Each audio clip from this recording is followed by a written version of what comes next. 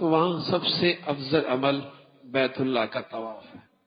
سب سے افضل عمل بیت اللہ کا طواف ہے. ماشاءاللہ صحت مند ہے، قوت ہے، طاقت ہے، جتنا کر سکتے ہیں کریں. اور اگر یہ ہمت نہیں تو دور سے بیٹھ کر بیت اللہ کو دیکھتے رہیں. دنیا میں ہر نیکی کر سکتے ہیں، لیکن بیت اللہ کے دیکھنے کی نیکی صرف بیت اللہ میں مل سکتی ہے.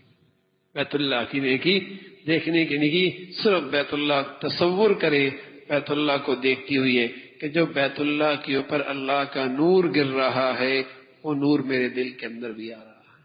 اور جب بیت اللہ کا طواف کریں، تصور کریں یہ وہ جگہ ہے جہاں اللہ کے نبی صلی اللہ علیہ وسلم کے قدم رکھے ہیں، اور اس امت کے لاکھوں کروڑوں اولیاء کے قدم یہاں رکھے گئے ہیں.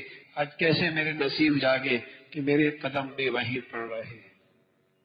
اس تصور کے ساتھ، اور اس جگہ اللہ نے پہنچا دیا ہے جہاں کے بارے میں اللہ کا ہر نیک بندہ تمنا کیا کرتا تھا کہ کاش کہ میں بھی وہاں پہنچ جاؤں.